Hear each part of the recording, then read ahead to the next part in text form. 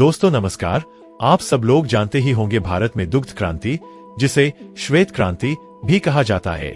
भारत को दुनिया का सर्वाधिक दुग्ध उत्पादक देश बनाने के लिए श्वेत क्रांति लाने वाले Verghese Kurien Amul man, milk man of India के नाम से जाने जाते हैं। मिल्क मैन के नाम से मशहूर वर्गीज कुरियन की अथक मेहनत का ही नतीजा था कि दूध की कमी वाला यह देश दुनिया के सबसे बड़े दूध उत्पादक देशों में शुमार हुआ।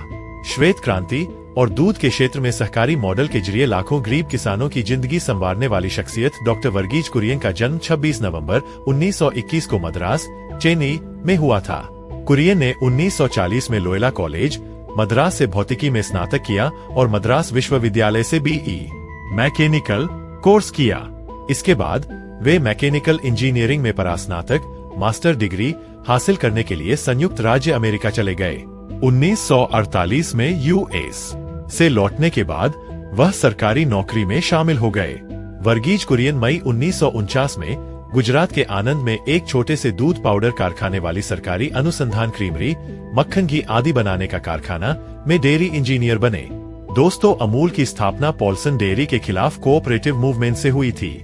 पॉल्सन डेयरी कायरा जिले में किसानों से बेहद कम कीमत पर दूध खरीदती थी और फिर प्रोडक्ट बनाकर गवर्नमेंट को ऊंचे दाम पर बेचती थी। किसानों को छोड़कर हर किसी को इससे फायदा ही हो रहा था। कुरियन का सपना देश को दुग्ध उत्पादन में आत्मनिर्भर करने के साथ साथ किसानों की दशा भी सुधारना था। भैंस के दूध से पहली बार पाउडर बनाने का श्रेय भी कुरियन को जाता है। उन दिनों दुनिया में गाय के दूध से दुग्ध पाउडर बनाया जाता था। अमूल के सफलता का एक महत्वपूर्ण कारण ये भी था क्योंकि इस तकनीक के कारण ही वो नेस्ले जैसे प्रतिद्वंदी का मुकाबला कर पाए। नेस्ले अभी तक गाय के दूध से पाउडर बनाता था क्योंकि यूरोप में गाय के दूध का पैदावार ज्यादा है। अमूल की सफलता से आशान्वित होकर तत्कालीन प्रधानमंत्री लाल बहादुर शास्त्री ने अमूल मॉडल को देश के अन्य स्थानों पर फैलाने के लिए राष्ट्रीय दुग्ध विकास बोर्ड (एनडीडीबी) का गठन 1965 में किया और कुरियन को बोर्ड का अध्यक्ष बनाया गया। एनडीडीबी ने वर्ष 1970 में ऑपरेशन फ्लड की शुरुआत की, जिससे भारत दुनिया का सबसे बड़ा दुग्ध उत्पादक बन गया। कुरियन 1965 से 1998 तक 33 साल एनडीडीबी के अध्यक्ष रहे। 60 के दशक में देश में दूध की खपत जहां लगभग 2 करोड़ टन थी, वहीं 2011 में जाकर यह 12.2 करोड़ टन तक पहुंच गई।